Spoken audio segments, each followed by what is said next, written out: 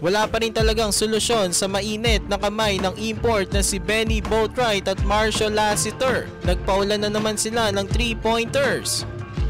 Game 1 ng 2024 Commissioner's Cup Finals, Magnolia Hotshots versus San Miguel Beermen. Sino kayang makakauna sa kanilang best of 7 series? First quarter, naka 11-4 run agad ang Beermen. Attack mode agad si CJ Perez sa simula pa lang ng ball game. Pero agad namang nakabalik ang Hotshots dahil kay Tyler Bay. Pinakitaan nga agad nito ang Beermen sa kanyang slam dunk.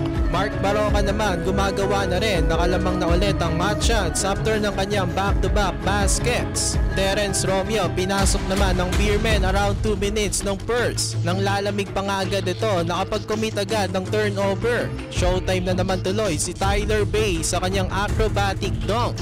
At the end of the first quarter, lamang ang Hotshots 24-20. Second quarter, naka-force na naman ang Hotshots ng turnover.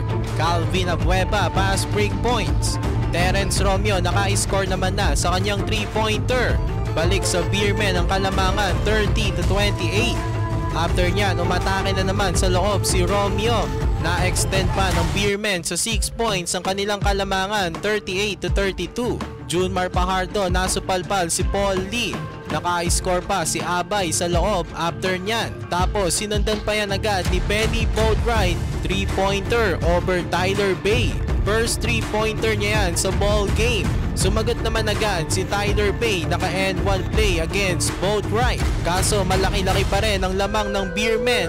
On fire pa si Marshall at Boatwright. Tatlong 3-pointers ang pinakawalan bago matapos ang first half. At the half, lamang ang Beermen 61-44. Third quarter, Junmar Pajardo naka-score agad sa mid-range. Tyler Bay namintis ang kanyang slam dunk. After pa niya, naka-score na naman si CJ Perez sa kanyang drive to the basket. Pero bumawi naman si Tyler Bay. This time, sinigurado na niya ang kanyang slam dunk. Kaso wala pa rin silang sagot sa juggernaut offense ng Beermen. Jericho Cruz nakiambag na rin, dumikada from beyond the arc. At the end of the third quarter, lamang na lamang pa rin ang Beermen 85-72. Fourth quarter, Junmar Pajardo naka-score agad, binura lang ang depensa ni Abu Tratter.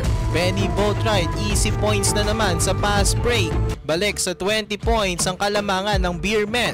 At dahil nga sa laki ng lamang ng Beermen, napilitan na si Coach Chito ilabas ang kanyang mga starters. Nakaminira naman ang Hotshots sa pangunguna ni Eriobu na ibaba pa nga nila sa 9 points ang kalamangan ng Beermen. Kaya lang kinapos pa rin sila sa oras. In the end, nanalo pa rin ang San Miguel Beermen. Silang makakauna dito sa kanilang best of 7 series. Benny Boatwright wala pa ring talo bilang import ng SMB.